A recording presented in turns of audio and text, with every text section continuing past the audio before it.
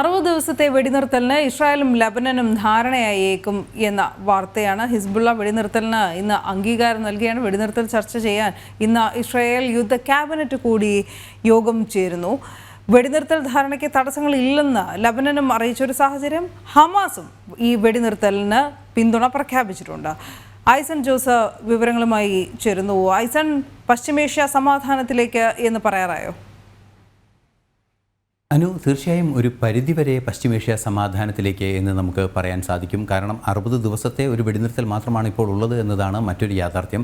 ആ 60 ദിവസത്തെ വെടിനിർത്തലിൽ എന്ത് രീതിയിലുള്ള നീക്കങ്ങളാണ് ഉണ്ടാകുന്നത്, അതായത് ഹിസ്ബുള്ളയെ ഏത് രീതിയിലാണ് നിരായുധീകരിക്കുന്നത്, അതുപോലെ തന്നെ ഹിസ്ബുള്ള എങ്ങനെയാണ് ലിറ്റാനി നദിക്കിപ്പുറത്തുള്ള കൃത്യമായ ആ ഒരു അതിർത്തി രേഖ അല്ലെങ്കിൽ ബഫർ സോൺസ് കൃത്യമായി പാലിച്ചുകൊണ്ട് പിന്മാറുന്നത്, അതുപോലെ തന്നെ ഇസ്രായേൽ സേനയുടെ ദക്ഷിണ ലെബനനിൽ നിന്നുള്ള പിന്മാറ്റം, അതുപോലെ ഈ നിരായുധീകരണം സംബന്ധിച്ച് ലെബനനിലെ സംവിധാനങ്ങളുടെ വ്യവസ്ഥാപിത സർക്കാരിൻ്റെ ഹിസ്ബുള്ളയ്ക്കെതിരായ നടപടികൾ, ഇവയെല്ലാം ആശ്രയിച്ചിരിക്കും ഇനി തുടർന്നുള്ള വരും കാലത്തേക്കുള്ള യഥാർത്ഥ സമാധാനത്തിലേക്കുള്ള നീക്കമെന്നത് പ്രാഥമിക ഘടകമാണ്. മറ്റൊരു പ്രധാന ഘടകം ഇറാൻ്റെ നിലപാട് കൂടിയാണ്.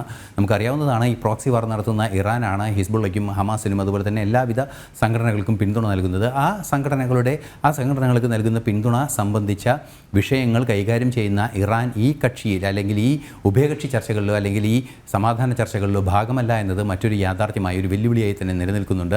സ്വാഭാവികമായും ഇറാൻ പിന്തുണയ്ക്കുന്ന ഹിസ്ബുള്ള ഉണ്ട് എങ്കിൽ കൂടി ഹിസ്ബുള്ളയെ ഏത് രീതിയിലാണ് ഇനി മോട്ടിവേറ്റ് ചെയ്യാൻ ഇറാൻ ഉദ്ദേശിക്കുന്നത് എന്നത് സംബന്ധിച്ച് ഒരു അവ്യക്തത എപ്പോഴും നിലനിൽക്കുന്നുണ്ട്. സ്വാഭാവികമായും ഈ 60 ദിവസത്തെ വെടിനിർത്തൽ യാഥാർത്ഥ്യമാകും. അത് ഇന്ന് യുദ്ധ ക്യാബിനറ്റ് അതിന് അംഗീകാരം നൽകും.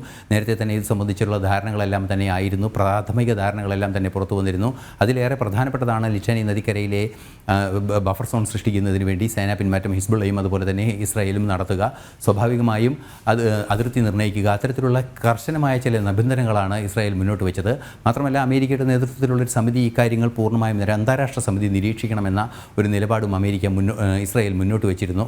ഇത്തരത്തിലുള്ള സാഹചര്യങ്ങളെല്ലാം തന്നെ നിലനിൽക്കുന്നുണ്ട് എങ്കിൽ കൂടി ഇറാൻ ഇക്കാര്യത്തിൽ എന്ത് നിലപാട് സ്വീകരിക്കും, അല്ലെങ്കിൽ ഇറാൻ്റെ രഹസ്യാത്മക നിലപാട് എങ്ങനെയായിരിക്കും എന്നതിനെ ആശ്രയിച്ചിരിക്കും ശാശ്വത സമാധാനത്തിലേക്കുള്ള വഴികൾ. നിലവിലെ സാഹചര്യത്തിൽ ഇന്ന് നടക്കാനിരിക്കുന്ന ഈ യുദ്ധ ക്യാബിനറ്റിൻ്റെ യോഗത്തിലൂടെ ഒരു അന്തിമ രൂപം നമുക്ക് ലഭ്യമാകും, അല്ലെങ്കിൽ ഈ 60 ദിവസത്തെ സമാധാന നീക്കങ്ങൾ യാഥാർത്ഥ്യമാകുമെന്ന് തന്നെയാണ് പ്രതീക്ഷിക്കുന്നത്. അതിന് അനുകൂലമായൊരു നിലപാടാണ് ഇസ്രായേലിൻ്റെ ഭാഗത്തു നിന്നുണ്ടായിരിക്കുന്നത്. തീർച്ചയായും ഹമാസും ഇതിനെ പിന്തുണയ്ക്കുന്നുണ്ട്. നമുക്കറിയാവുന്നതാണ്, ഹമസ് അതിശക്തമായ രീതിയിൽ ആക്രമണം നേരിട്ട് തകർന്നു പോയ ഗാസ സ്ട്രിപ്പിൻ്റെ ഒരു സാഹചര്യം നിലനിൽക്കുമ്പോൾ തീർച്ചയായും ഹമസ് ഇതിനെ അനുകൂലിക്കുന്ന ഒരു നിലപാട് തന്നെയാണ്.